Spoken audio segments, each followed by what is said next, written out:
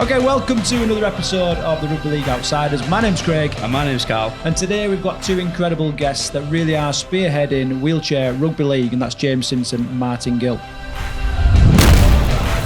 The only way to start this podcast, again, is for you guys to introduce yourselves. So, Simo, should we start with you and you give us a bit of a down and dirty and then we'll move over to you, Martyn?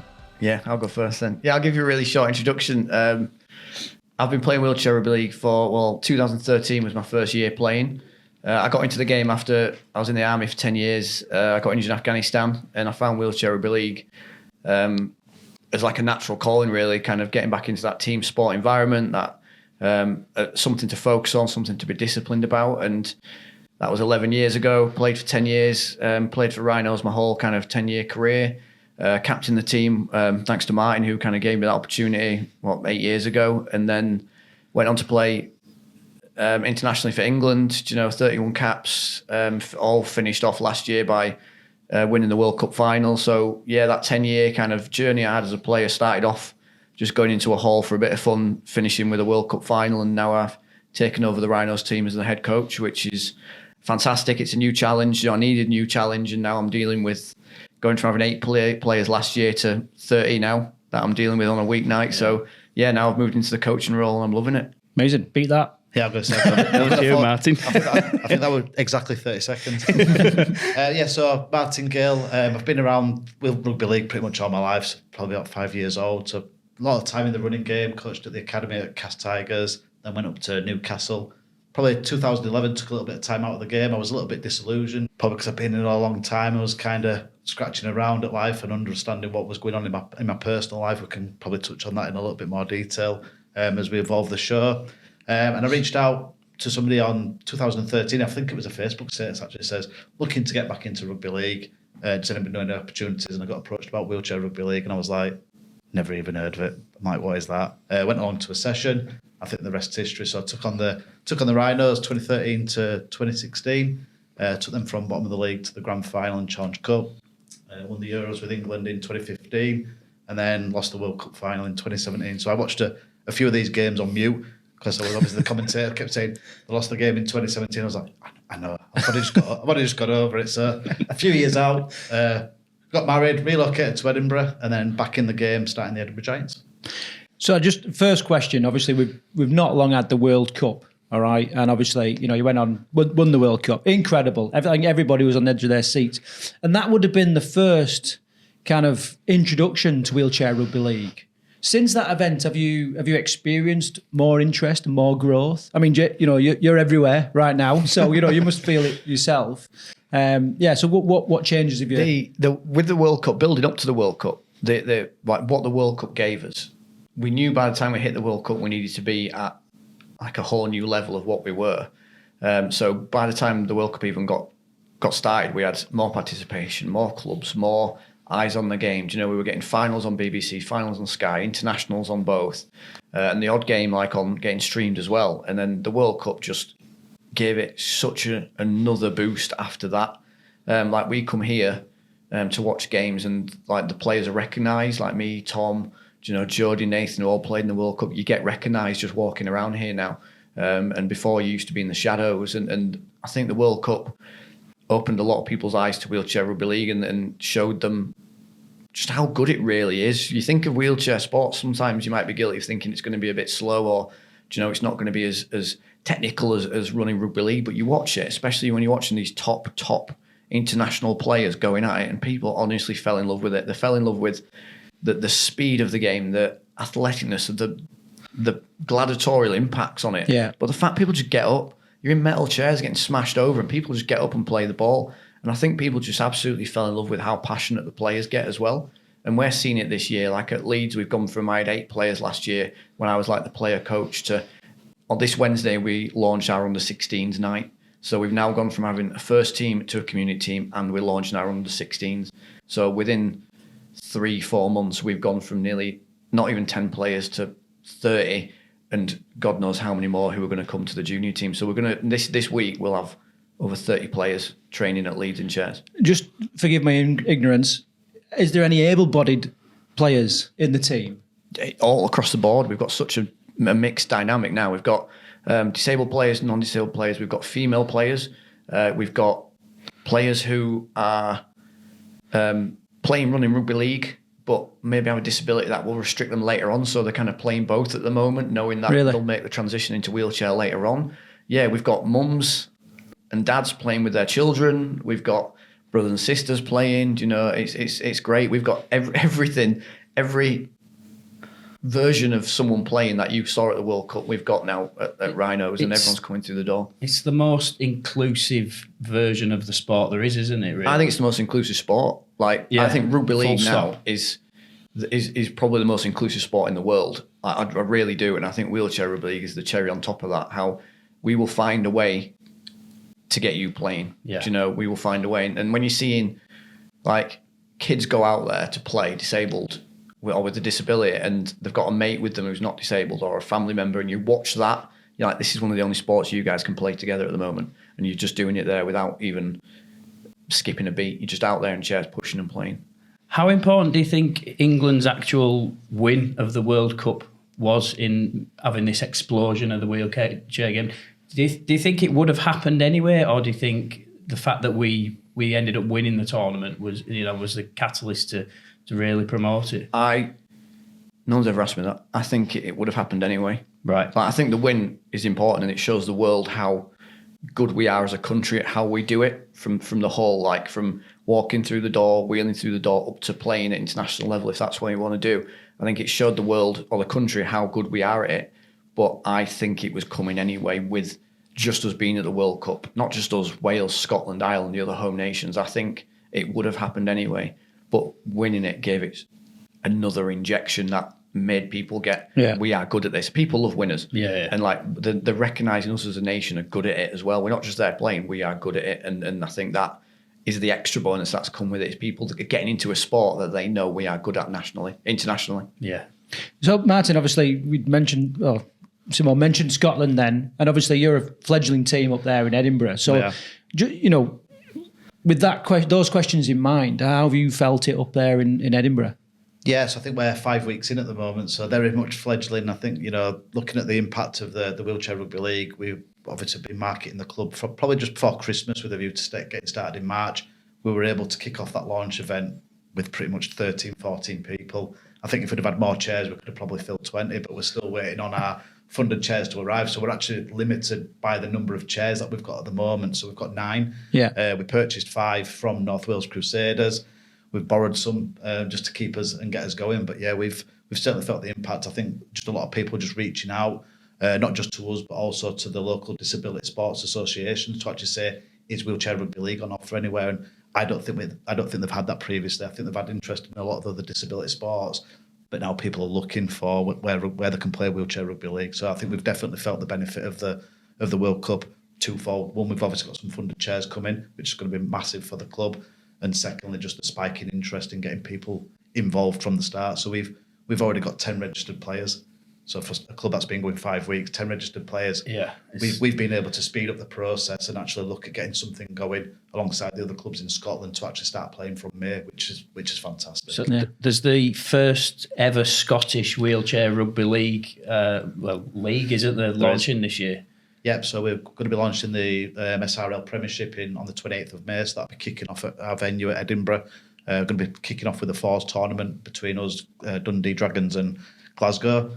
So Dundee have been flying the flag for probably the last 10 years. They were probably the first and foremost club, but have always had to travel across the border to England to compete. Being able to get 3 clubs up and running, for me, is a fantastic foundation for us to be able to, how do we take that as a springboard to kick on and actually say, okay, can we look for 4 or 5 clubs within Scotland? Obviously, we've got a population of about 5 million, so we don't want to dilute the talent pool too much that you've just got 25 clubs, but equally, if we can create 4 or 5 strong clubs that have got some real strength in depth, I think it allows us to create a good game up there, but equally then it allows that international pathway, more players coming through on that pathway pool to actually kick through and obviously represent Scotland at the next major tournament. Just exciting there. We spoke to... we call him our man in Scotland. Lewis Copeland, who runs a Twitter account called Rugby League in Scotland. You probably came along to the launch. Oh, okay, right, okay. Came along, yeah. He was telling us that now there's only 6 running rugby league teams in Scotland. So you're in you're in the running to have more wheelchair rugby league teams perhaps than running rugby league, men's teams, north of the border. Yeah, and I think Scotland Rugby League as a whole, I think it's just going to be one of those, how do we look to strengthen the game? I think things do go through cycles. We're obviously, you guys are promoting outside of the heartlands of rugby league. I think it's always a harder mission, so to speak, because you don't necessarily have that pedigree and that depth that comes with it. You're also competing against other sports that are probably a lot more established. I think the guys and girls that are running clubs up in Scotland do an amazing job on the resources that they've got and the limited time that they've got. But equally, I think there's definitely room for improvement, and I can start to see green shoots of that already. You've obviously got Edinburgh Eagles actually playing in the North East League, so they go down for a stronger competitive game at the level they're at now. But yeah, I think you've got a few people that are spearheading the running game, the women's game, and the wheelchair game. So hopefully over the next 3-4 years, you're going to see all versions of rugby league actually kick on in Scotland. Yeah, quickly, you sort of touched on the chairs, saying that you need to get more chairs in, and that's what's limiting you at the minute. What sort of cost are you looking at to get these chairs in, and are they specifically rugby league based chairs, or are they just general chairs that are used for all sorts of wheelchair sports? So explain to me a little bit if you don't mind. Yeah, so they are specific to Wheelchair Rugby League. I think if you look at Simo's chair, that's probably worth 4 of our chairs at the moment. is a souped up Formula One. So ours are ranging. We can purchase second-hand ones for £500-600. For a brand new one, still for the club sport chair, you're still looking at around about £1,500. So as you can imagine, big investment. Isn't it? You spend 15 grand, you've got 8 chairs. The funding that we got from the Created By and the RFL Inspirational Capital Grants Programme has really kicked on. That's allowed us to get 8 brand new chairs. That'll put us up to about 15 chairs. So I think that's going to be good stead. But then you've got the cost of maintenance. People crashing into these things at 100 miles an hour. They don't look after themselves. I think as a coach historically, I've kind of gone more compassion for the chair than the player. Knock yourselves out. Now as a chairman, I'm going that costs. Can you just calm down a little bit? Because I'm now every hit I'm looking at my spreadsheet and going, we're going to need a bigger budget. Speaking of like what Mike was saying about the costs, I love this idea of this separate league in Scotland. You're suddenly taking out thousands of pounds worth of travelling. Like because you can't just jump on a minibus, and people getting the players from A to B is one thing, but if you're taking a full squad of 10, that's 10 chairs, that's 20 wheels, that's spare wheels, that's pumps, that's tyres, that's kit. Is you're buying a coach and most of it's empty because the kit's underneath and the players are on it. So having this league in Scotland, you instantly get rid of having to drive from Edinburgh to Leeds to Kent to North Wales. Like, you can solely use the money in Scotland for the chairs, for the kit, for the venues. You can get rid of that cost of travelling. That used to be something people had to really worry about. Now that's gone. And the time of it, you're asking people to volunteer to come play, to give up their time.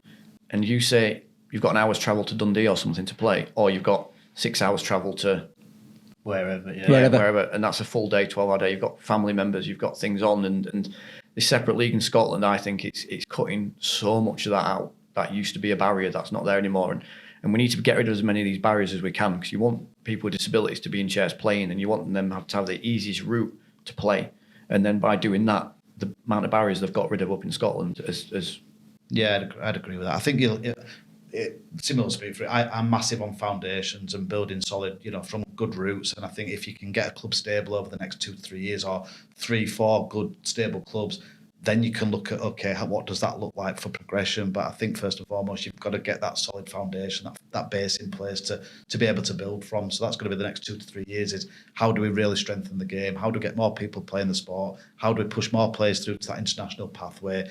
And then if we're ready to compete, whether that's us, Dundee or Glasgow, or combined of the 3 or 4 teams, then if we're ready to compete at Super League, let's have that chat of what that looks like. But I think right now I'd rather spend or invest £10,000 into growing the game rather than 10 grand on a bus. Yeah.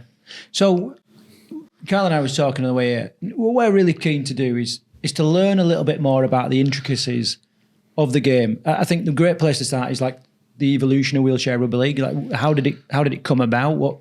How did it start? And then if we can talk about, say I'm at home watching it on the telly, or I'm watching a game here at Headingley. How do I know when it's a good play? what are those little intricacies that laymen wouldn't understand? Yeah, the tactics sort of side of it. And He's getting excited now, Yeah. This is my sort of thing. So I sort of heard on the BBC when they were talking briefly about on the run up to the World Cup about how players position their chairs sideways in a defensive line because there's less room. I'm really interested in all that sort of the lines that players use and that sort of thing. I've been out of the game for a while, so I think we should get Simo to tell us all the Leeds moves. And then we can all make a note of them. Like you said about there, the chairs going sideways is if you've got two chairs going at each other at some pace and you hit straight on, you just bounce off. Yeah. So you need to turn your chair sideways, and they can't go through you if you're sideways. They can't go through you anyway, and they can't go over you. It's just physics. Run over you, yes. So you get a chair on, like you say, like show them your wheels, get side on and turn, is they're going to hit your wheels, and you might get rocked, but you're not going to go. And then if you position it just right, their front kind of bumper they can't move left and right because it's stuck on your tyre, and you can like hold them there with it, and then you can get the tag instead of kind of reaching for it. So you'll watch a really good defensive line will be quite tight, push up together and out together, and they'll almost be like you could put a rope through them all because they'll go up together and turn sideways, all facing the same way. Time. Yeah, facing the same way, and then you just block the space, and then people can run into you or like wheel into you, but they can't go through you. So then you can just shift up and down as a line to block them. So that's how that is how the top teams defend, is quite tight. So you work hard to get up, and then you turn out and you block them side on. And like it's like poetry when you watch it really well because everyone's going up together, turning together, and you can just see this wall of chairs side on, and people will bang into you. And if you do it right, you don't get. So another thing is 2-man tackles. If you can get 2 players on you at once, and you can get a fast play of the ball, like you tag up fast, you're catching someone offside there, and there's space somewhere. Whereas if you're all side on and you stop someone side on, it's easier for your other players to peel out and then get back into the defensive line than it is if two of you hit someone head on. That's 2 of you who you don't know which way you're pulling out or anything. Do you know, it's a bit of a mess. But if you're all side on and they come in, the others who aren't involved can get out of there faster as well. So you kind of want to show them your wheels. You want to get up there, turn side on, let them run into you, and you just brace for impact and hold them there. And that's how a really small player or a player in a low down chair can stop someone twice their size. It's just by getting in front of them, grabbing their wheels, holding on, and letting them hit into them, and then they can't go anywhere. It's fascinating, isn't it? Yeah. Like, I'm not even. Usually, I'm doing this kind of chat, and I'm thinking to a couple. It's a bit chess, you know what I mean? A couple of questions. I'm gone. I'm in. You know, I can't even think about what's coming. On the flip side of that, it's how fast you can tag up. So for the World Cup, we got a lot of statistics like given our way, to use on the fly, and it's like if you can get in between 2 players, pin them in, and if you can sort of tackle is to pull the tag off your shoulder. Yeah, just for anyone who doesn't know, just briefly explain you've got that your a 6 little bit. tackles, just like in running game of rugby league, and then on your last you can put a kick in, and a kick's a closed fist. Yeah. So controlled with a closed fist, that's a kick. So each tackle up to that is they pull a tag off your shoulder, then you've got spare tags on your lap, so you replace that on the shoulder, straighten up like you do in the running game, play the ball straight and tap it on the floor and play it backwards. But that, if you can get that down to under a second, which the top teams do, especially internationally, if you can get that under a second, then that next player is coming on the way, attacking the space behind it. So attackingly, it's all about, well, not all about, but one of the key things is how fast you can re-tag. And it sounds very simple, but you either get a fast tag or you don't. Like as soon as if you go to put that tag on and it goes over your shoulder or you miss it or it falls off, you then then there's no point rushing then because it's done. Yeah. You either get it or you don't. Like, so instead of going for like a 10 out of 10 speed, I always say like go for a 7 or an 8, because then you know you're going to get it on and it's faster than not getting it on. Yeah. Do you know what I mean? Yeah. And I think if you look at the running game, I think you look at your halfback, it's just a typical scooting from half. You make 3, 4, 5 yards just off the back of it. Whereas you're either then going to make those yards or you're going to catch somebody offside and get a penalty. It's no different in Wheelchair Rugby League. You just don't have that halfback. It is that for me is that quick play of the ball and getting that roll on is your opportunity to have that similar move of, right, we've got a quick halfback. You know, if you're taking 4, 5, 6 seconds to play the ball, they're set, and you're coming up against good teams. They're set, the control, the discipline, they're ready to go. And even smart teams will block you and then they'll kind of just wait to take the tag until some of their teams are back. So there's all those intricacies as well. So when you actually take you sort of mentioned then a bit of the dark arts. So is it does it exist within the wheelchair? Just like so. Yeah. How would you gain those little advantages then? Well, it's things like if you stop someone and they're not square on, they're a little bit off, and you're like, you haven't done a perfect tackle, or you're a bit side on, you can like turn out of the tackle while, like, you can't hold the tag. That's a penalty. You just sat there holding it. But if you're like if you're touching their shoulder and you slide their arm down your shoulder and pull it off a bit slower as you're turning, it's like, then they're not, you've moved them before the tag's released. They've lost them. Well, So they're not square, so they need to square up, they need to tag up. So you kind of in one little motion there. And there's nothing like wrong with it. It's like you're not tagged there, and it's like you're pulling the tag off as you're pulling out of the tackle, and they're just slightly knocked off. And then they've got and it gives you faster to turn around as well, but then they've got to put the tag on and reset, and they're not in the perfect position. But it's the same with any sport, and there's always little things that you do. But and that's experience, isn't it? But that is, if you're going in there and you can mitigate that as an attacker by like pulling your shoulder. If they're on it, pull your shoulder so the tag gets pulled and they're not set. There's dark arts both ways of things you can do to kind of have that little competition within a bigger competition. If you go back after this and go watch some of them Wheelchair Rugby League games again from the World Cup, you'll see people having the tag ready, so they're actually rolling in, they're waiting for that tag. They've already got the tag and the tag them. So it's just those little things as well. It's just like, I know I'm going to get tackled here, because actually, do you know what? I want you to tackle me, because the actual move I want is I want the roll. Yeah, it's just like the elbows and knees. You're essentially controlling the ruck out. Then you get like double bluffing, where you'll go in. So like you'll go in with me. I'll go in and protect the ball with one arm. I'll have my other hand underneath on the tag ready, so you can't see it. And as I go in, it looks like I'm protecting the ball, but I'm giving you my left shoulder to be like, hey, take this tag, take that, and then because I've gone that way, they'll take it, and I'll have the tag in my hand straight out and on. And they're stuffed. And away you go. Or you double bluff, where you go in with one tag like that, take this tag, and you know the person in front of you is quite smart, so you'll actually have your other hand not looking like it will be on the tag for your other shoulder. So you like offer them that, and then they're not going to take it because you've offered it. So they'll go for the what he thinks the weak shoulder, but that's what you've already double bluffed. And so then it's like you weigh up your opposition and you know what they're going to do. And I could tell you now, I'm not going to name any names, but the players who will do that, who won't go for the tag you're offering, they'll go for the other one. But you know that. So then you're like, so then they're going to triple bluff you and go for the one you're offering. And that's where you get intricate. Yeah. Whereas I coach, because a 33-second play the ball is apparently not good. So 33 seconds, love it. And just going back to the history, how did it come about? Yeah, so 2004, the game was formed in France, obviously brought over to England to these shores by, I believe it was Malcolm Kilty. And then you've got those founding members. I think a lot of them spoke about it at the last World Cup.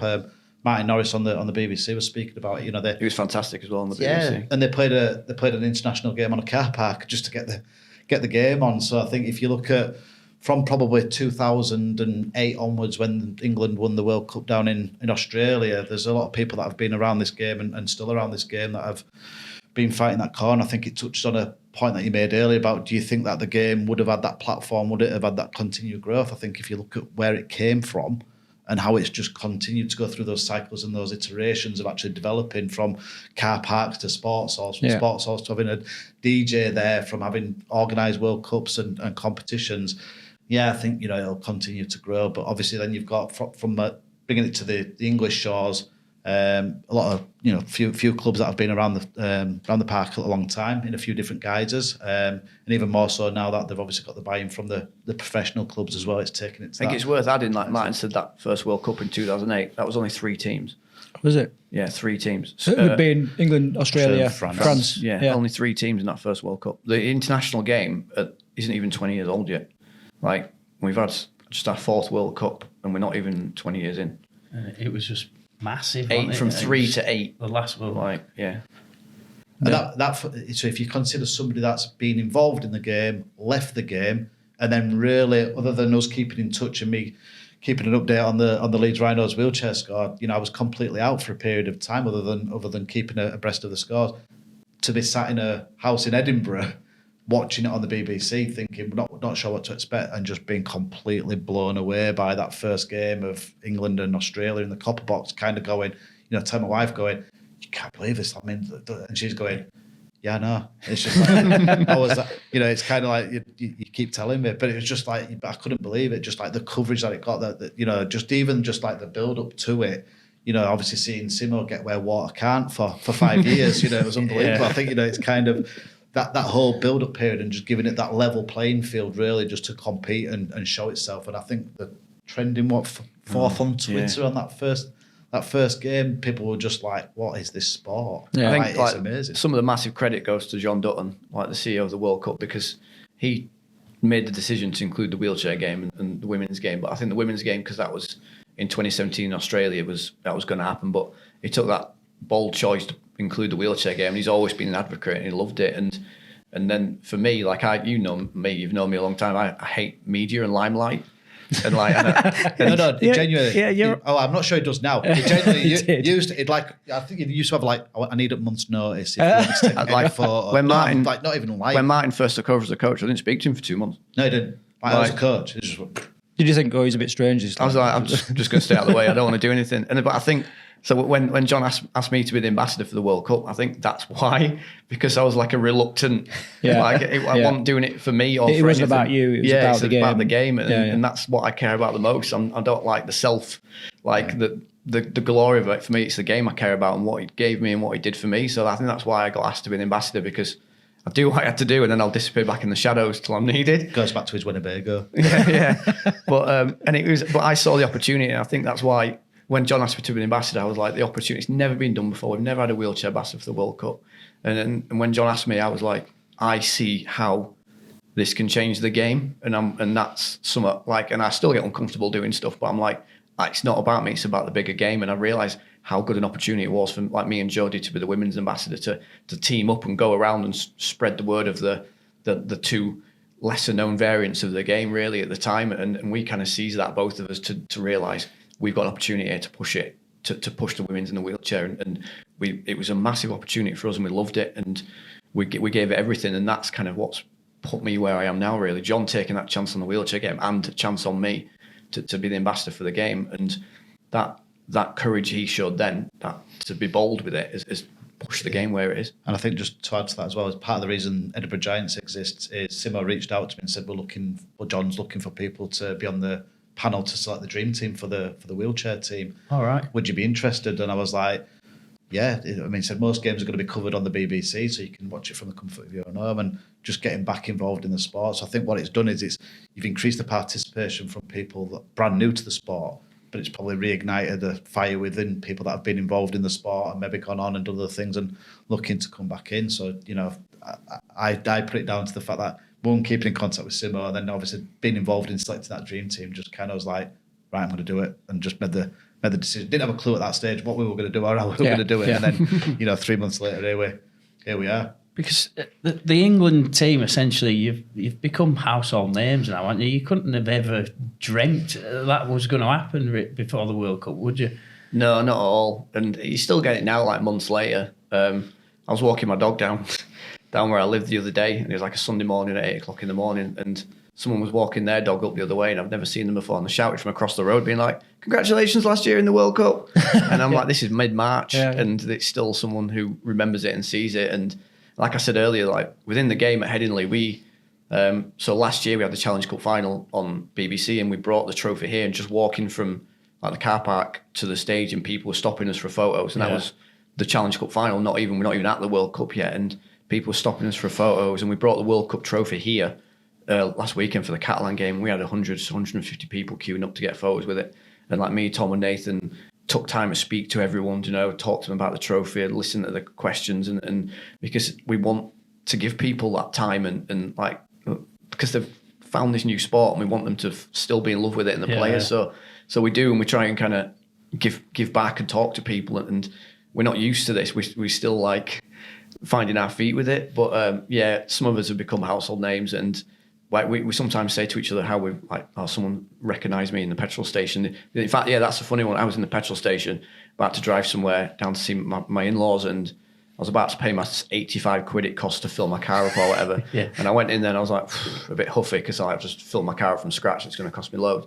But the guy at the petrol station went, "Oh, congratulations on the World Cup. That was amazing." And then I had to switch from like miserable, I'm about to spend 85 quid on petrol to then being like, "Oh, thanks, mate. I really appreciate that. Thanks for watching. Like get along to a home game. Like Rhinos are supporting us, they're pushing. Oh, it's gonna be amazing. There's your 85 quid." And it's in moments like that where it takes you by surprise, and then you kind of realise that without realising it, people are watching. Do you know, people are there watching, and we're very aware of that as well now, that people are watching. So if you do something wrong in the wrong way or in public, people they'll know you and they'll spot you. I don't want to be negative, but good. We will be. I've got to touch on this a little bit. Not every game's televised, is it, this year? Well, there's a few trains of thought on this. Some people like get it all on TV.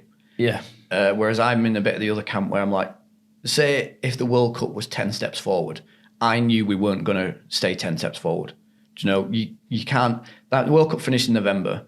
You need a full season really to iron out just the stuff behind the scenes. Like, you know how you can't just overnight like magic world-class venues for teams. So we are back to playing in some sports halls. Yeah. But we're also having these 4 magic rounds. So Birmingham, Newcastle, Manchester, and I think down Kent way, we're having all 6 Super League teams in one location for the day 4 times. Yeah. That's where we're getting the high ticket, all the teams in full-size pitch, all singing, all dancing. You know, like, they're the games we're pushing the 4 fixtures, because we couldn't do it that fast. But the 6 teams in Super League and the quality across the board can vary. And I'm like, do we want to be putting games on TV that are in smaller sports halls, that are a bit dark and dingy, that might not be that good? Yeah, we talked about how things look before, didn't we, off air? Or do we save it for the games where we've got full-size pitch, it's all singing, all dancing, there's bleachers that are full of fans, I'm in the train of thought where I'm like, let's focus on the really good quality stuff. Like, I'm sure when you watch the World Cup, some of the games were blowouts. Like, absolute blowouts. Our semi-final against Wales, it was like we've scored over 100 points. And that's a semi-final. And it's like, they're not so much the games I think we should be putting on TV. We should be putting we played Wigan yesterday, and it was 38-38 with 15 minutes left. Do you know, it was incredibly tight, incredibly close. They're the games you want to see. So yes, that game could have been on, knowing it was a good game, but I'm very much of the mindset, it's the quality games we need to be getting. However, I do realise we need to be doing that sooner. Because we can't wait till the final. You don't want to lose that audience that's come to the spot. Like myself, I'll be completely open and honest. I knew the Wheelchair Rugby League game existed. Had I really watched it? No, I hadn't. I knew these teams were about, but I'm essentially one of these fans who turned the Rugby League World Cup on for the first time, saw the first 5 minutes and went, oh my God, this is absolutely amazing. But the flip side of that, though, is, well, you talk about building those foundations and roots. I think Wigan, at their first home game, had over 100 people in the door. Yeah, I think Leeds, you've had over 100 people after the World Cup in terms of finishing off for last season. So I don't think it's necessarily just about those TV viewings. I think it's actually the footfall of people coming and genuinely coming to watch the game. Rugby league fans that are actually, we're getting more people in. We're not setting out 5 or 6 seats anymore for your nan. It is a case of you've genuinely got people coming through the door. You've got to consider a crowd, because that's what you get in a crowd. You get a crowd. You look at the photos. I've seen some of the photos from yesterday. The backdrop is it's a full house. You've got fans in there. So I think, you've got the product, the international product that obviously got that platform and was massive, and rightly so. But I think Simo's right. I think that next 12 months of here's 4 big rounds that we can really do high ticket, but let us build the foundations. Let's get that platform in right domestically, and how do we then grow that strength? Because I think 2 or 3 years you could have more teams coming through. You look at Sheffield Eagles already. Last year didn't win a game. This year tearing up trees already with a couple of good wins against Bradford and Mersey-Storm, and genuinely building a club in the right way. So I think 12 months, 2 years, you can have those next set of products. Because I think that's one thing you don't need to take there. Some of these players are aging now. Some of these have been around a long time, and I'm not going to mention any names, but you've got to start thinking about that next generation coming through. What's that next crop of players coming through? What is that pathway? How are we inspiring the next Nathan Collins or Connor?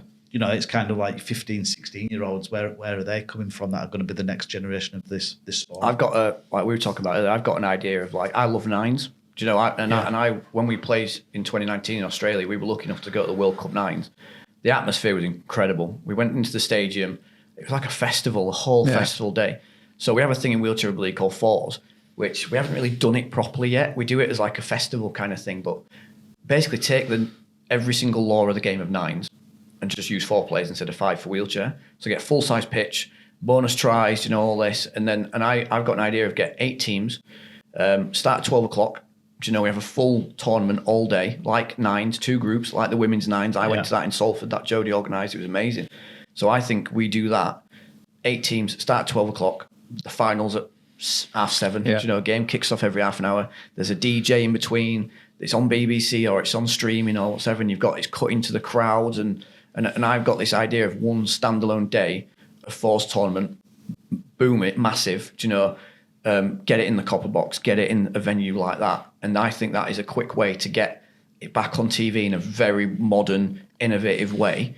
And because of the extra space, the players you know from the World Cup who can move, Nathan Collins, you know, like Rob Hawkins, you're seeing them move with space. Top flight. Top in flight, space. more moving. So you're not watching the traditional version of Wheelchair Rugby League, but you're watching a nines version where you're seeing these athletes do the best they can with more space and faster and things. And I think I'm like there's a few of us who've got this idea and we spoke about it, but I think that, and I don't know what I'm talking about in this world, but I'm like, surely you could knock that up in a month.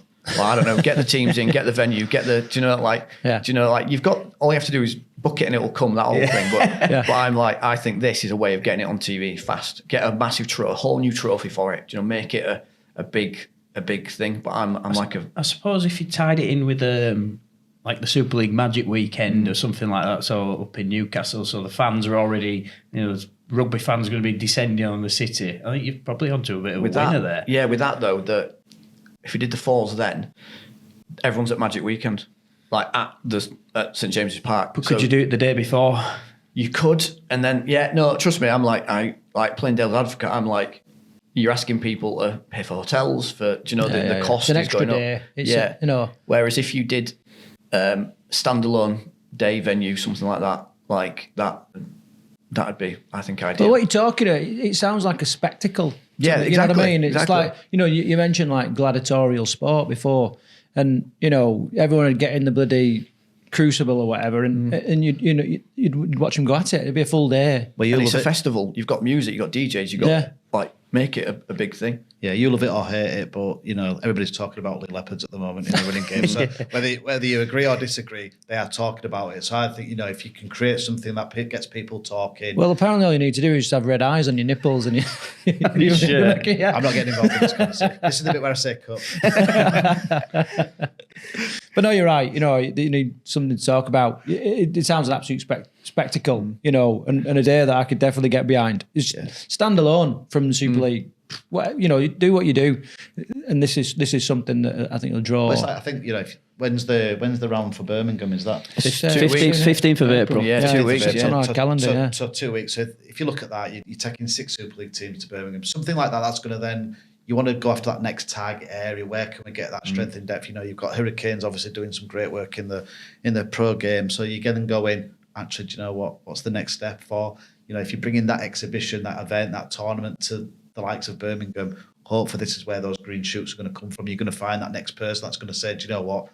I want a piece of that. You think of the recruitment area there, like Martyn's done with Edinburgh. If you get someone down there, starts a team up, you've got no competition for players. Like, do you know? Yeah, like it was on about it. It was on about it for the running game. Yeah, you can get to every wheelchair kind of other people play both sports. It's a bit like we have people playing wheelchair basketball in the off season, then wheelchair rugby league in the summer. So we have players who double hat. Like, there's no reason why not. So you approach wheelchair basketball clubs, you approach wheelchair tennis clubs, or people who don't play sports who want to get into sports. We take this down to Birmingham, get the right people in to see it. Just takes one person like Martyn who's like, I'm going to start a club here.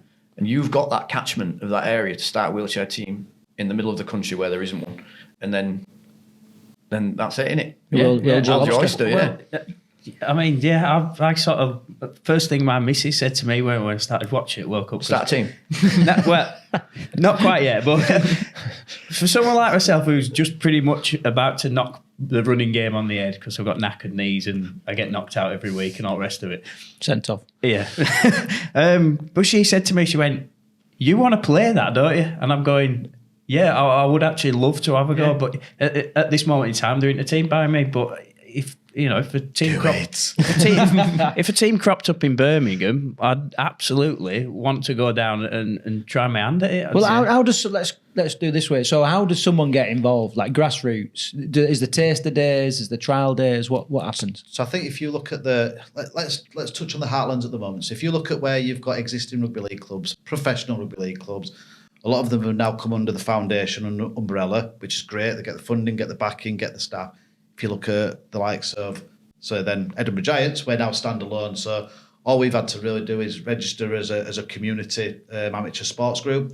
So the actual entry to barrier on that stance is quite low. Obviously, then you need funding and sponsorship to actually get going yourselves. But in terms of actually starting the club, that you need the branding, you need obviously the name, you need a good management committee that are going to get behind and get things moving. But in terms of actual genuinely starting up a club, that's the easy bit, from my personal opinion.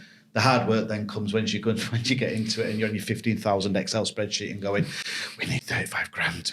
And you're going, right, okay, I need to sleep at night. But that's that, and I don't want that to be negative, but that is a case of that's where the real hard work comes in. Yeah. Probably the enthusiasm and the motivation to get things going is the easy bit. But then looking at the bread and butter, and I think coming back and touching on the bit on Scotland is that halves our budget. So only having to find, and I say this with a pinch of salt, only having to find 10 grand rather than 30 grand. You know, it's still a mission, but it takes a lot of pressure off the people. So I think if you're starting a brand new club and you're interested, I think you should be tapping in and looking at how you leverage from either the likes of ourselves that have gone through that transition themselves, or from one of the existing clubs. You know, the wheelchair game is very strong family community, just like rugby league is. People will help. If you're wanting to get involved from a volunteer player point of view, I think it literally is as simple as getting in touch with the club from whatever social media or website, email address, and it literally is come down, have a look, you're involved. Then I think it is as simple as that. We see, like at Leeds, we get how not so lucky we are, but we've got the backing of the foundation, and if we are going out there and we're helping create the next generation, where we've got teams going out there competing on TV. We've got people like myself and Tom who are coaching the next generation of players. Like I said, we've got our juniors night. The foundation backs us because we're doing it. We're going out there and putting ourselves out there and working hard for the foundation. So they back what we're doing. But we appreciate how we're in a good spot having one of the biggest clubs in the country behind us to help and to promote and all that. So that's why when it comes to us, we want to help the other clubs. Because we know how, not saying how easy we've got it, but how we've had to work damn hard to get where we are, but how the support we've got behind the scenes. So you get like Monday night, Tom's going to York to coach for a session at York. Do you know, like we're going to get up to Edinburgh and do some stuff. It's like we want these other clubs to be strong. We want them to stay in the game and keep going. So we take it on ourselves to be like, let's help them. Let's not just be like inward looking. Let's be outward looking and go help these other clubs who are starting up. There's no point being the champion if you sat on a pile of ashes. So we go out there and we want to help these other new clubs do what we can, and we take it on ourselves. Like I said, Tom's going over there. We're going to go up there. Do you know, we've been speaking in Newcastle. We had Ewan Clibbons from Leeds Rhinos come up. Obviously, I coached him at Leeds, and he contacted me and just said, you know, we were looking for a weekend away. I'm going to tie it in with your launch night. I'm going to come up and support your launch night. Took the Challenge Cup up as well, didn't he? Took the Challenge Cup up. I still didn't touch it. I was like, you know, it's one of those. You know, no, I've not touched it. I'm superstitious with things like that. But you know, just having that support, just being able to get around the players, and just his presence on the night just really helped make the evening tip. But that you know, it's a 200-mile trip just to come and support his old coach on a launch night. Dedication. But it's similar we've signed him now. Oh. It was similar. One of our first interviews we ever did was, you know, some grassroots chairmen from a local club, and he was sort of saying what we need collaboration off the pitch, competition on the pitch. You know what I mean? And it's exactly the same as what you're saying there. You've got a ton of resources here. It's obvious. You know, we've done interviews and it's not been a box like this.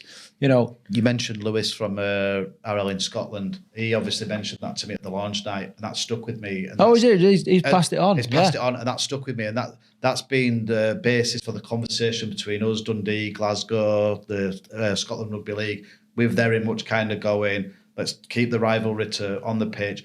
Off it, the only way that we're all successful is by collectively working together. So that was one quote that I quoted from that just stuck with me, and I was just like, wow, that's just like pen dropped. That just makes it tick. I think, you know, we were just chatting over poached egg and sourdough toast. It's proper posh since it looked like a couple. Sourdough in Headingley. I remember the days when we used to have beans on toast and a brew. I was like poached egg and sourdough and smashed avocado. I was like, what's going on? I'm from Cat. But you know, we touched on it and just saying, you know, that for us, then we're now looking at that and going, where is that fourth club? How would we support that fourth club? What would we need to do? How do we get them involved? You know, because we know that then actually having that then is going to help us or be successful as well. So yeah, that's one quote that definitely stuck with me that I'm going to be definitely taking forward. I'll give it a year, then I might just start saying it's my own. It's your own, yeah. I don't know, I heard it somewhere. Maybe I created it myself. Let's just pull back a little bit and just look at like the personal stories of your way into rugby league a little bit. Yeah. What is rugby? Rugby league is a great sport to get behind. Family, we know all this kind of stuff. What else has it been for both of you? So I'm going to go first because it's always hard to follow hard to follow the. Everyone's sick of me, mate. So I'm not going down that road. It's always hard to follow the soldier Afghanistan. Lost both my legs, so it's always harder to follow that one. So I'm going to go first for a change, but I'm not going to touch on rugby league. I'm going to touch on Wheelchair Rugby League. So I sadly lost my daughter in 2007. She had a brain hemorrhage at school during a game around us, and that was it. It was lights out. So by 2010, 2011, I was pretty much in a hole. Suicidal, probably kind of just wanted to give up on life, and that's when I said to you, I left the game in 2011, and that was the reason why I was kind of just disillusioned with the world, and kind of why I was just existing. I was just going through the motions. 2013 was me kind of saying, do you know what, I'm coming back. I want to fight. Let's try and get this going, and got involved in Wheelchair Rugby League. So probably a lot of people involved in Wheelchair Rugby League. The first time I was involved, I think I quote this in the thing, there's a fine line between confidence and arrogance. And I think if you work with me on the internal side of things, you probably see it as confidence. And I can see externally how I maybe came across a little bit arrogant. But that was me kind of just in a way saying, I'm fighting here for probably more than you understand. So Wheelchair Rugby League for me just reignited a little bit of passion and a little bit of fire in my belly. That was kind of saying it's more than just a sport. It allowed me to rebuild my life, gave me opportunities to make some friends again and some lifelong friendships. So yeah, for Wheelchair Rugby League and what I've realised is being out so long, I was looking to probably come back in from 2020 onwards, but then obviously COVID hit. I just relocated. The World Cup got delayed by a year. I've realised in this last 3 months that was massively missing from my life. Just having that interaction, that camaraderie, that opportunity just to bounce off people, just to have a purpose and a passion in life. So for me, massively, again, I can see a massive spike in my mental health. Not that I've not been back to them levels. I'm kind of good, but yeah, I got back to that. Just I can see already like the impact it's had on my life, and even some of the people that I've got involved in Edinburgh, they're already messaging me saying you don't realise just how much of an impact it's already had on my life in just being involved in something. So that's my story. Glad I went first because obviously I have to. Well, listen, I was in the Marines. I've been to Afghan a couple of times. I'd fucking do all that again rather than lose my kids. Yeah. And that's the truth. You know what I mean? So I wouldn't. Yeah. It was a strong story. Like. Yeah. Good lad. Thanks for sharing. Simo? Yeah. Everyone's got a bit bored listening to me. They've had 5 years of it. It's so when I got injured in 2009, going through rehabilitation and everything, I was played loads of different wheelchair sports, and nothing really landed with me. And then I decided I was always a bit pig-headed with it. I was gonna run. I was gonna do track.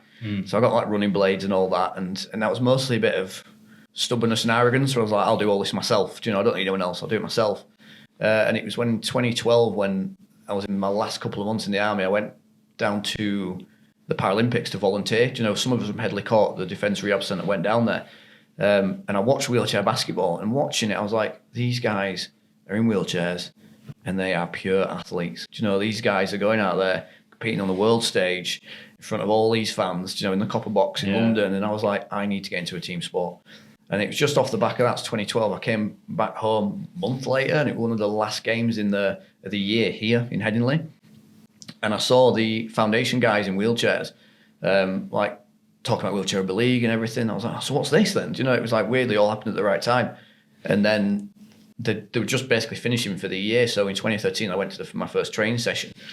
And it totally changed. Like, I can't ever play down, or whichever way it's supposed to be, how big that first session was for me, because I went from being quite stubborn, single-minded, I'm not going to use a wheelchair, I'm going to use prosthetics, I'm never this, I'm never that, and I went from that to being like, I'm using a wheelchair for sport, and with all these people who have a mixture of disabilities, and I'm 23, newly disabled, or 24, 25 then, and I am learning how to operate in the world now from 10, 11, 12-year-olds who are using these sports chairs. So I'm learning off them how to interact with the world and being part of this team. And over time, it gave me a lot of real world, welcome to your new life with a disability. But then it started giving me the reason to be fit. I've always been fit, but the reason to be competitively fit, to push myself back to those kind of places I used to do when I was a soldier.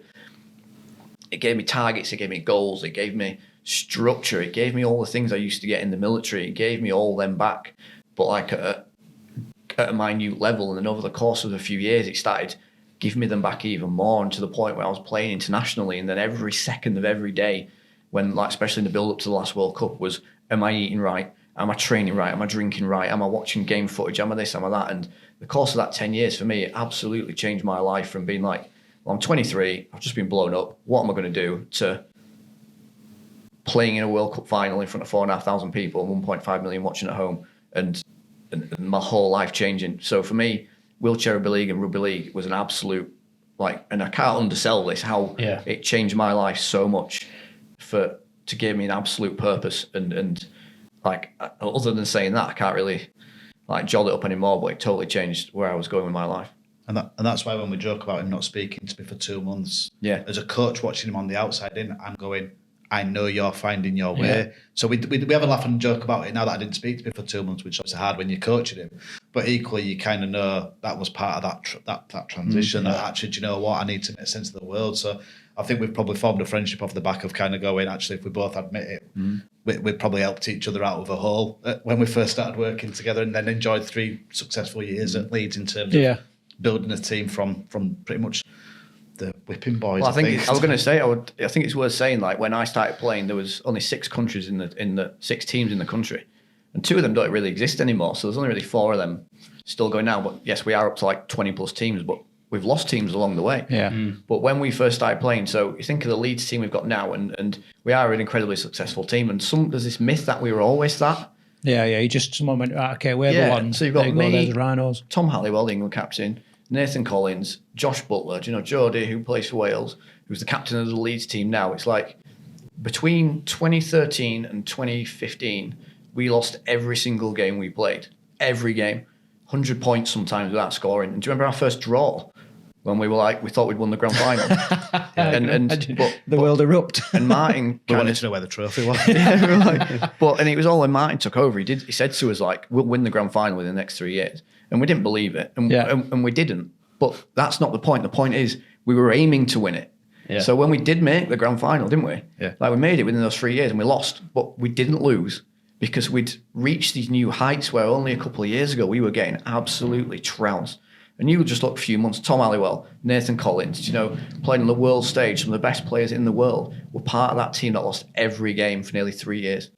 And then when we won our first final in 2018, I've only got 2 shirts framed, a World Cup winning shirt and my 2018 grand final shirt.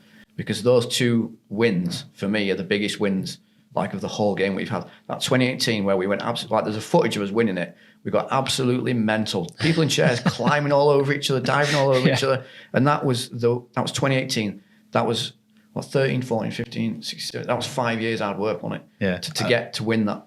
And I'm not allowed to talk about 2018 because I finished up with the Rhinos in 2016 and I was in Barcelona with my now wife in 2018 and couldn't go out because obviously the Twitter update was getting updated all the time. And I was like, they're winning.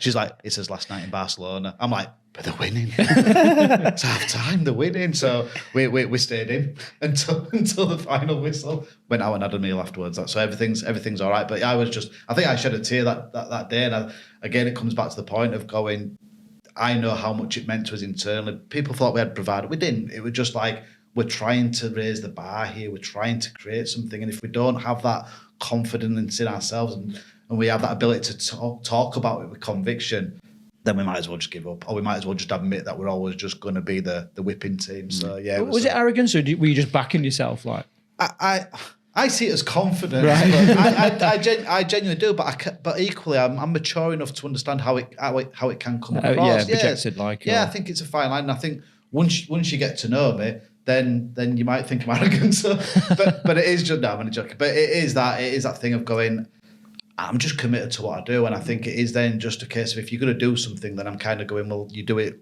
with all your heart. So actually, if you're going to do something, then you go after it. I mean, these looked at me a little bit gone out when I sat them down and said, we're going to get to a grand final, you're going to represent your country. These were like, hey, where you been but you've been smoking. It's like cool runnings, isn't it? We lost 120-0 last week. It's an improvement. It were 126 the week before. We're improving. And I think it shows like talking about my journey and how it took a few years for me to like get adjust to me and my new life and my new surroundings, and that shows in our team and our players. So you had Nathan Collins, 10 years old or 9 years old at the time, young.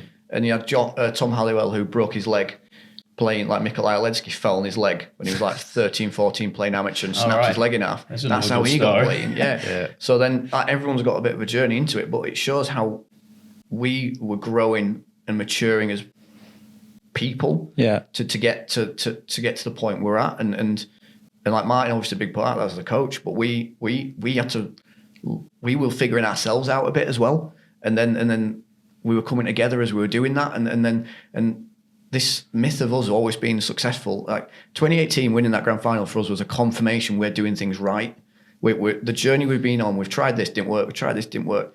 2018, this is working. And then the next year it was the Challenge Cup and so on. And it kind of, every year we've been competing, but it took 5 years of work and graft and fighting and determination to get to that point where, and my point is where I'm going with this is, you've got to start somewhere. And you know, Martyn now starting Edinburgh and like, there's no overnight successes in sport and Wheelchair Rugby League, when you're going up against established teams who've been around for a while, there's no quick success over a year. It's going to take hard work to do, but you've got to start somewhere. And people who take on these clubs like Martyn's doing, and if you start a new club somewhere else, you've got to just give it your everything and stick in with it and grab hold of it and roll with it. Sheffield Eagles, you know, second year, they got their first league win this month. Yeah. That's what it's about. It's not fast, but when you get there and you get the rewards, it's incredible and it's amazing, and it makes you realise the journey you've been on has been worth every second of it. Yeah, it's like often with military guys, you know, the guys I see really struggle, including myself at times in my life, was when their past was much brighter than the future. And they're constantly looping back thinking, you know, when I was in the military, I did this. Back in my day. Yeah, back in my day, exactly that, yeah. And you can never see anything better than that. I see people dramatically improve when all of a sudden they've got a brighter future. You know what I mean? And it sounds to me like you was like, look, I don't know how we're going to get there, but there is a brighter future out there. We need to go headlong into that, you know, and then somehow, like the Ghostbusters, getting their streams together, you know, everyone sort of got the streams together and then it paid off. I was, after I got injured, I was going to stay in. I was going to stay in the army, and at my unit, they like adapted the whole place for me. And I went back to work, and I was working in the dismounted close combat trainer, which is basically like a rifle that fires CO2 gas with lasers, just so you don't go to the shooting range. Right. So I was running that for like 6 months, back in uniform and everything. And then my guys were redeploying to Afghanistan. And after they went, I just went to my boss and I was like, I don't want to be here when they come back, because then it's now a whole 6 months deployments worth of stories and experiences. And I don't want to be the guy going, but do you remember when we went in 2009 and this was happening? Yeah. So then I was like, my boss and everyone were brilliant. They were like, yeah, no worries, we'll sort out. And like the guys knew, but then so when their cycle had come around and they were back in England, it's like I was out then. I was done because I didn't want to get caught up in that. And then I knew it probably wasn't good for me, being sat there listening to all them spinning a dit. And I'm like, oh, do you remember, like, so I was like, I just don't want to be a part of that when it happens, because you don't want to drag them back and it's not good for you either. So I've always been like that. I've always been very like I retired from playing last year and I made the decision 3 years ago. I was like, I'm retiring at 10 years. The plan originally was the World Cup in 21, have a year just at Leeds and then retire. So it was always on the cards. And I did 10 years in the army, 10 years as a player. I want to be challenged freshly. 10 years as a head coach now. Yeah, do you know, why not? And that's the thing. I want chapters. And you were saying about going back, is like, for me, I shut the chapter. I shut the door. I was a soldier for 10 years. I was a player for 10 years. And I've had people say to me, like other players for other clubs, but you'll play what if Leeds are losing or they're struggling? And I'm like, no, because I'm the coach now. Yeah. That's not me anymore. That chapter's shut. This is the new chapter. And that's how I do. I need to be challenged, and I enjoy the challenge. And now I'm getting challenged in a new way. This game yesterday, there was times I was outside my comfort zone because of how the game was. And there was times, a couple of times in my head, I was like, what's this team missing? Me. But I was like, but not me, but as a player, the experience of a 10-year player, that's what but I need to be challenged and going into coaching now, and maybe 10 years after that, I might be, I don't know, be working on a North Sea oil rig or something. I don't know. You don't know. Yeah. But that's how I look at it. Is I do it in chapters, and when I close that chapter, I look back on it fondly, but I don't look back on it and be like, I wish I was still doing that. That doesn't define you anymore. No. So just play one against the other. What have you learned from Simo? Simo, what have you learned from Martyn? From all your time together, working together and doing stuff. Yeah, I think from me, not just from Simo, but a lot from Simo, but just the Wheelchair Rugby League game as a whole. But I think if we were to focus on Simo, it's like, I've shared my story about losing my daughter. What I realised is we all go through shit, and actually, do you know what? I developed a friendship with somebody that had been through shit, and you kind of go in, okay, there's two options here. You can either just kind of, and you've alluded to the point, my life was so much better before when I had my daughter in my life, and then you kind of go in, can't change that. So it probably taught me a few lessons around, just kind of sometimes if you're not alone. Actually, the people have had stuff happen to them in their lives, and we just get on with it. And that mindset and mentality. I mean, the stories he tells me about, I'm kind of like, I have to get up and I have to do this, and I had to get into the office, and he's like, I had a cup of tea before the bullets started firing. We just sat on the hill, just looking and thinking, it's going to be a tough day today. So stuff like that, you're just scratching your head. Yeah, it calibrates what you're thinking. And that's just so the best. I think the best one before he goes on to it though, we were playing Leyland Warriors, so obviously now rebranded and obviously now reformed as the Wigan Warriors, but we were playing over in Leyland, and he spun round in his chair, fell backwards, banged his head. So I've gone on. I'm like, I'm gonna have to bring you off, mate. It's a head injury. You've banged your head. He's like, I banged my head. I'm like, yeah, you need to come off. He's like, I lost both my legs in a war. and I was like, I get that, but the protocol is you've banged your head, so I had to drag him off, just like, But yeah, I'd probably just say, for me, just from Simo, from the game, from people involved in the game, is that we all go through some tough stuff, and actually just getting up each day and kind of just fighting sometimes while you need to, and then kind of just rebuilding your life. I'm a prime product of that. I'm now probably living my best life. That doesn't change anything that's happened in the past, but I'm now probably living my best life in this chapter, and that probably has been a massive lesson. And probably to be a little bit more humble sometimes. We reflected on this quite recently because we did a thing for Rugby League Cares, like a gratitude thing. They did. I think there was Emily Rudge and one of her coaches, and who else were there? Was it? It was one of the Wigan players. One of the Sean Laughlin won it. And Jack, one of his. Yeah, what Jack or something. So we did one, and like I kind of said to Martin, do you mind if we do this? And like, watched it.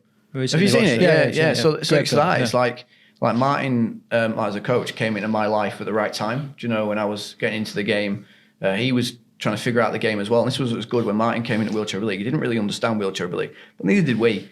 So we learned together, and Martin as a coach learned how to bring, and I'm a fan of coaches externally coming into the game, because you bring coaching, then you just learn the wheelchair game. Yeah. But Martin came into my life at a time where I was finding out what I was about and what I wanted from the game, what I wanted for me, and all that merging together in this like hazy pool. But Martin was the coach who like believed in me as a player, and he gave me the captaincy on my second year, and that pushed me a bit more to be like, I need to be a bit more vocal, need to come out my shell a bit more, need to do this a bit more. So it pushed me to be like, to have to take more responsibility within the game and the team. And that was like a huge honor. I was like, oh, right, I mean, I'm running the show now. I'm running the show. And it gave me reason to train that a little bit extra as well. Like you train anyway, but you're like, I need to be a little bit fitter than some of my players here because I'm supposed to be leading them. So it gave me all that as well. So Martin kind of came into my life from the coaching perspective as what I needed there and then within the team. But then like Martin said, it's gone way beyond that now. Do you know, like any success we have at Leeds now is still attributed to Martin. You know, Martin's legacy of how we're coached, how we deal with things and talk, and how our ethos all comes from Martin still as well. And all the players, you can ask any like Tom or anything, they'll all think back to when Martin was steering the ship for those 3 years. And I think all the players are grateful for that as well, because we needed it at the time. And then, like we said, after 5 years hard work, it finally started showing. Awesome. This has been a bit like it's a therapy session. It's gone that way a little bit, hasn't it? If me and him meet up and they're like, how do you feel about it? Yeah, all right, bro. You know what I mean? Yeah. So I think that's we both know that, but actually, openly, we're probably going to have to hug after this. But I think what's good about this and like talking about this is there will be people out there getting into the wheelchair game, whether it's coaching or playing, and they realise that people go through these journeys as well, and it's like and I think that's what. And I want people to have the journey I had. I went from not knowing what I was doing at all, my whole life changed, to being ambassador for the sport, for playing in a World Cup, for coaching the team of the city I grew up in. And there's people out there who can go on that journey. And if they hear like me and Martyn talking about our experiences and our journeys, then they can see how it is relative to them as well. And that it is there as an option, and they can get involved in the game and hopefully take the paths we both had. Well, it's a massive metaphor, not just for that, metaphor for life. Yeah. You know, everybody goes through some level of shit. You know what I mean? The only thing that varies is the depth. Yeah. You know, this fucking still smells the same. You know, all that. And what you're saying there is none of us had the resources to get through that stuff at the time, but you find them somehow. You know what I mean? When you're faced with adversity and all that kind of stuff, we find them. And I honestly believe that everybody's got it inside them. You know what I mean? It just takes a bit of shit for it to come out, you know, and to find that. So but I'm a better coach now this time round. So I know that. I honestly thought you were going to say a better coach. But let's have a game tomorrow. I know the game's important. I know the sport's important. But if you actually look at now what I'm doing with Edinburgh, I'm leading much more with that people focus in the fact that I've seen firsthand the impact that Wheelchair Rugby League can have on just genuinely changing people's lives. Yeah. So actually now I'm going, as a coach, you're kind of coming in and going, you're taking that responsibility. And I think you always knew, but that responsibility of knowing that just even somebody being involved in a Wednesday night, whether they're going to play international or play loads of minutes or whatever, just being involved and belonging to something can massively impact their life and change their life for the better. Yeah, and I'm a better coach than when we started this podcast, the whole idea, we were sort of trying to work out where we were going to go with it, and is it going to work? We're talking to people outside the heartlands and all that sort of thing, and the thing Craig kept saying to me was, there's people out there that've got stories to tell. It doesn't matter what level of rugby they're at, if it's professional, international, it's community. He said people have got stories to tell, and I think we probably landed on two of the best stories, incredible, most inspirational stories that we've had. So, yeah, Matt, thanks for sharing it. I really appreciate it. I just want to touch back on the skill set side of things, if you don't mind, and I want to touch about the branding of Edinburgh as well. When a player comes to play Wheelchair Rugby League for the first time, is there any specific skills you think they need to have firsthand? And can you usually spot natural ability in people, just like you can in the running game? Some people will come to rugby, they've never played it before, but you can instantly tell, can't you? They've got that little bit of an edge about them. Is it the same with the wheelchair game? Yeah. Do you want to go? Shall I go? No, you can go. The good thing about Wheelchair Rugby League is you're not expected to have anything kit-wise, equipment-wise. Like, we will give you that, and that's the first barrier we talk about, putting these barriers in. If you turn up, we've got the kit. Yeah. Come and get in a chair. And we find most people don't have a understanding of the game. They're just kind of coming along to play. But you notice the people who have played other sports, whether it's wheelchair sports or non-wheelchair sports, because you can see it in their eyes when they get in the chair and they're moving around and how they're looking. Last Wednesday, we had someone turn up to the training session, and we did our come and try sessions last year. Now we're like into season training, so we're like gradually upping the training for the new players. But we're not excluding anyone. If someone wants to come. So we had a player come last week, and it was her first session. She got in a chair for the first time, and you could tell she knew rugby league and she knew what she was doing, because she was doing things that people who'd been playing a month weren't doing, because she could see it and she could read it and she was sporty. So I think regardless of wheelchair or non-wheelchair, you can tell the people who have played sports before. But with the disability aspect of it, you can see some players who are still very shy, especially younger players. They're a bit nervous and a bit shy because maybe it's the first time they've ever got out and played a sport, like in a wheelchair or not. So you can see, and sometimes it's about coaxing them out of their shell slowly, and then you'll see what they're about. So you have to kind of get them out of their shell first. Yeah. Actually, they do know what they're doing, and they're going to be good at it, but they're very shy. And it's like giving them the freedom to express themselves and to play.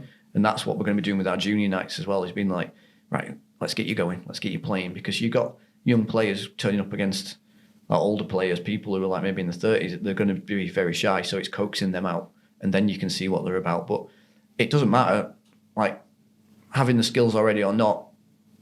You turn up, you get in a chair that we've provided, and then we'll get you going. I think if you were to categorise that though, you could probably put it into three. So you could say one is people get rugby league but need the chair skills. Yeah. Two is people have the chair skills but need to be taught the rugby league playing skills. And then three, you have something that's just genuinely raw in the fact that they need both. They need the chair skills and the rugby league skills. So then it's about applying the right coaching methods and approaches to actually go, well, let's develop some chair skills before we even look at the rugby league skills. You'll pick that up. That's what we did for our first month. Yeah. We just did agility training, getting people in chairs. I was making obstacle courses for them.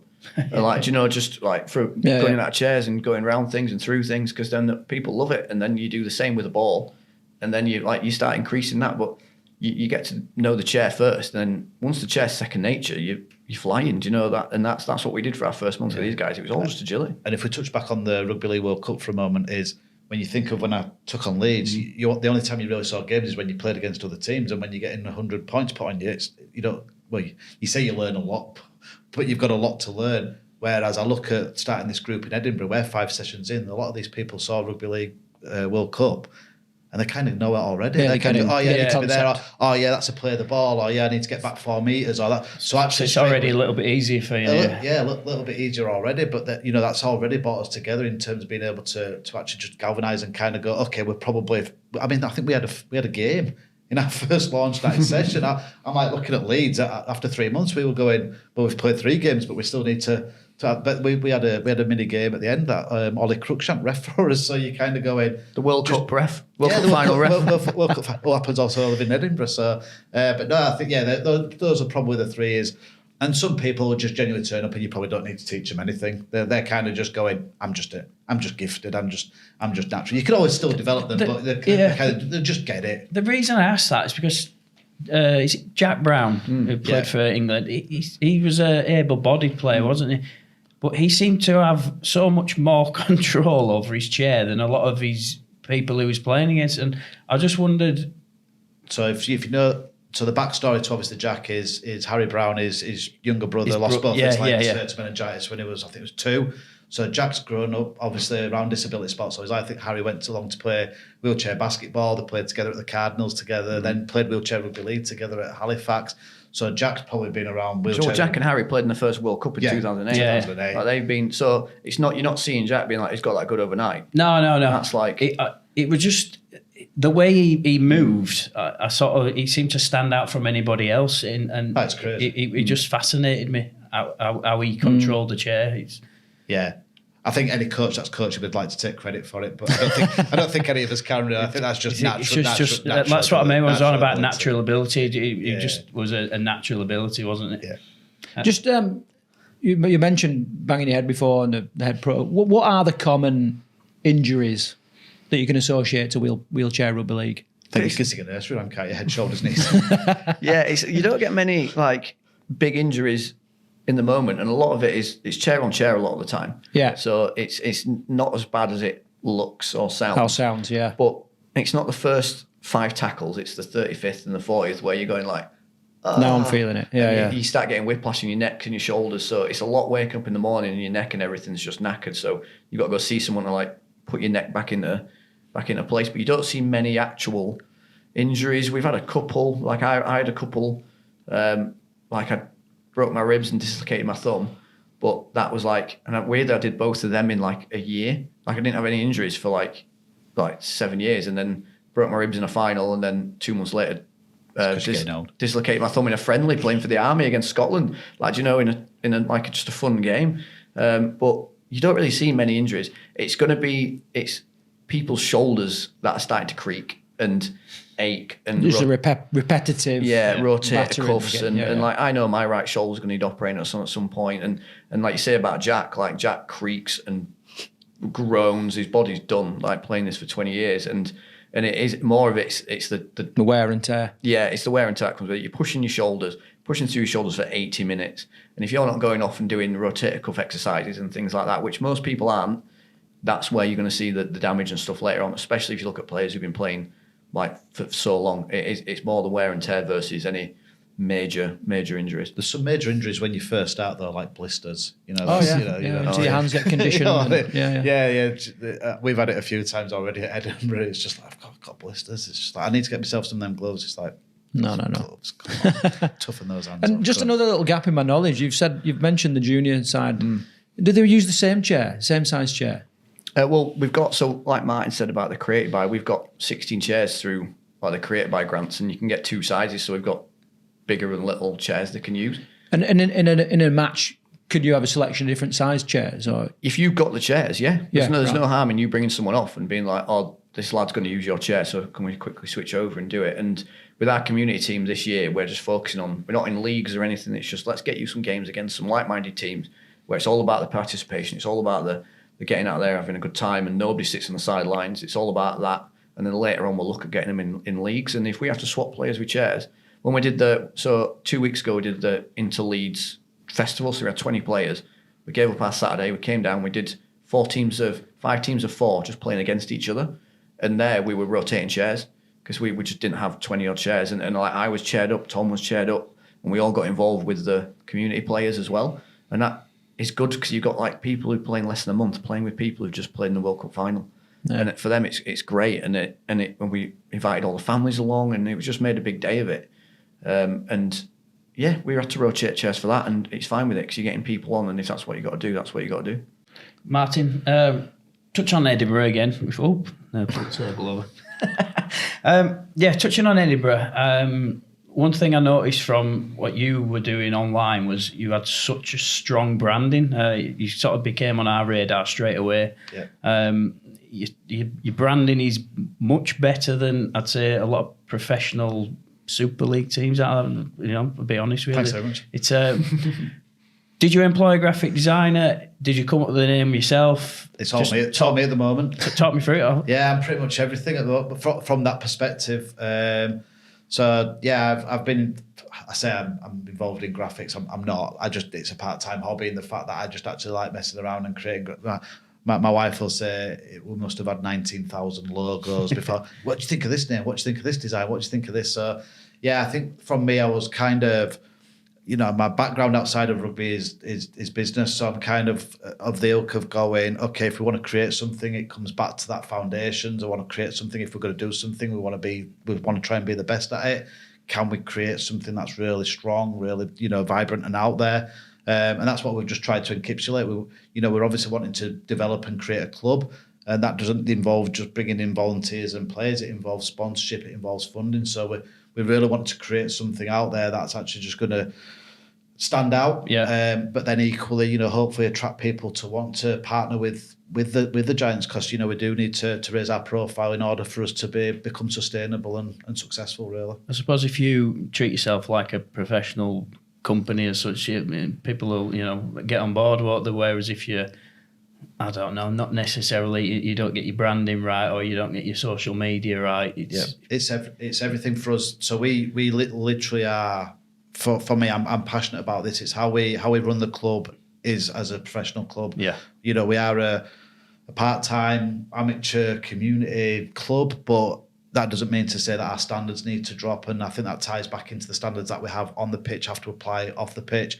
Recruited a very strong management group, some seasoned people that have been around the game a long time, involved with professional clubs, some that are involved in management accounts for the RFL. So I was very much about, we want to create something strong up here that's going to be sustainable, because if you're half-arsed, you're just going to get some subpar results. Rubs off on other people, doesn't it? And then it was like, oh, well, yeah, that looks all right. And I'm like, well, I don't want it to look all right. I want us to be the best club off the pitch as well as we can be on the pitch. So, yeah, I was really, so I think the wife's finally happy that it's out there. It's got a name. It's got a logo. Can't change it now. Can't change it. So obviously the Giants name came about. For me, it's about that Giants encapsulates everything that we do. So it's about having, whether it's your mindset, whether it's your approach, whether it's your attitude, and it's also a bit of a piss take because I'm 5'5". So there is an element in that as well. So it is a little bit tongue in cheek, but I don't want that to take anything away from what we're trying to create. It's about having a Giant mindset, having a Giant approach to everything we do, taking those Giant steps forward. So it's always about creating the brand that we want to be, and I think we're already starting to see that with the players and the people that we've got on board. But I tell you, my perception, my first perception, I think it was Instagram, and I was like, what's this club? You know what I mean? And they do some digging, you're like, it's a new club. It just looks well established. Yeah. It looks well operated. And I think we talked before about people just want to belong, and a strong brand, and people just want to belong to it. Yeah. So, it definitely nailed it in my eyes, for whatever that's worth to you. That's what we did with this podcast. You've got a bit. We're like absolutely winging it. No, we should have called it Giants too. Rugby league at the moment, though, it's in that era, isn't it? We're on a tipping point where we either be innovative, and we make glossy websites, we make good branding, and we kind of do things modern, or we just do what we've always done. Yeah. And I think with Martyn, with you guys, like, it's all just do something different and it's everything. Yeah, do something it's different. So important. Let's change it. Let's modernise, and like you just have to look at like the websites of like both of you as well. Like it's modern and how it's done. It's not the same like just click and scroll and all. The same old stuff that looks like it was done on Windows 95 or something. It's all modern, and that's where rugby league is. And Wheelchair Rugby League, I think, is in a position where we can be very modern, because we at the moment now we're like booming. We're not set in our ways. We're not restricted to certain things. And I think Wheelchair Rugby League can be modern now, and we can be like one of the first brands of rugby league to really modernise and get out there and take it to new places. Yeah, because we honestly believe it's the greatest sport in the world. Like we believe that, but I don't think the projection that what we project is that across the board. I mean, you look on some of the pro club websites, shocking. I haven't been updated for ages, and I know everyone's short of resources and all this kind of stuff. But these are the little things. Like we was at a big club yesterday, and you're looking around and you're like, get rid of the wheelie bins. You know what I mean? Move, pick the rubbish up. You know what I mean? Little details. The details are so important, aren't they? Yeah. Those 1%ers we talk about on the pitch, but it should be off club wide. It should be club wide. It should be off everything. I mean, we're trying to get a team social organised for the 12th of April, and I'm like looking at venues for like hiring somewhere, because I want to do the presentation on our values and on our code of conduct. And I'm kind of going, I could have just done that, it's like, no, I want to create something here that actually spills out into like Edinburgh. We want to attract the right people to the club, and I think that's the important. It's like you want to reach the people that you want to reach. We've got one guy involved as a player. He's a disabled athlete, but equally he's also loving his branding. So I keep getting messages now on the branding stuff. And I was like, so I think I'm lining up my successor already. So it better be good though. But I think it is. It's those marginal gains, those 1%ers. Where can we continually improve? And get your roadmap of what you're going to do, and actually target a particular area and get after that, make that good, and then go after the next one. So even at Leeds, like, we're an established club, and I'm constantly looking for little things to do that's different. And this year, for the first time, I got the players' names on the shirts. Yeah. It's such a small thing, but makes such a difference. Well, Karl commented on it a couple of weeks ago. He said, they've got names on the shirts now. It's massive. Well, we did it in the World Cup. So that for me, straight away, it's like, we need it. And I kept it from the players, got it all done. I had to collect their shirts in for Velcro checks to make sure they're all like serviceable and all that, and then took them off and all got them named up, because it makes a big difference. And it's a 1%er, but we have to constantly go a little bit forward. And the World Cup set the standard. We spoke about it earlier. They had names on shirts. Players should have names on shirts. Now we've got names on our players' shirts, and it's a little thing, but you can see it in the players' faces when you get that shirt out. 10 years, 12 years of playing the game, and now they've got a name on it. It makes a big difference. It really does to them. Yeah, no, and this whole podcast, we said, how do we keep all of these union players that come to league, but then every winter bugger off again? And we make them feel like stars, that's why we got the cameras out and all that kind of stuff. And it's exactly the same, make these players feel like they're coming to something special, because they are, and this northern thing of, how is it? Oh, not bad.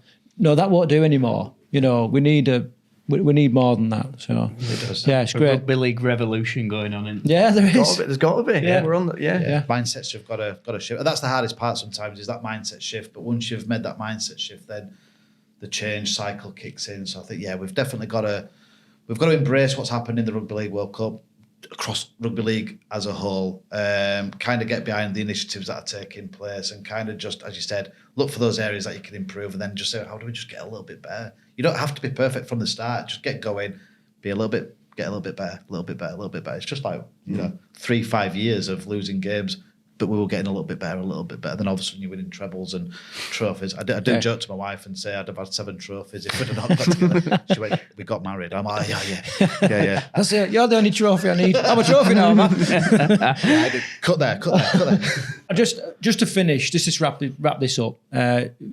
Thank you, for me, for taking the time out, organising the box at Headingley, which for me is absolute, God's ground. And just being so open and honest about talking to us and about the game. I think you're both doing incredible stuff, and it's been a delight to talk to you both. Last question from me is, if you could sum up the future of Wheelchair Rugby League in one word, what would that word be? Innovative. Mic drop. How'd you drop this thing? What he said. How'd you beat that? I'd say innovative. I'd also say progressive in the fact that it needs to be innovative and progressive in the fact that it needs to keep pushing those boundaries. That's more than one word, but you'll probably realise by now. Yeah, I'm more than one word. Brilliant. Now, cheers for coming on, chaps. Thanks for inviting us. It's been a lot of things actually. It's been inspirational. It's been forward thinking. It's been. I think people are going to, when this goes out, they'll really enjoy it. And for taking the time out and coming to speak to us, I really appreciate it. Thanks for having us and travelling all the way up to sunny Leeds. Yeah. Appreciate it. It's all right. Travelled down from Edinburgh. Okay, good luck. Cheers, guys. Good luck Thanks, for the guys. oncoming Cheers. season and into the future. Cheers. Appreciate it. Cheers. That's the final whistle for this week's episode of the Rugby League Outsiders. We hope you've enjoyed it. Don't forget to follow us on social media and share this podcast with your friends. And as always, if you have a story to tell, a club to plug, or a player that deserves recognition, we want to hear from you. So until next time on the Rugby League Outsiders, take care.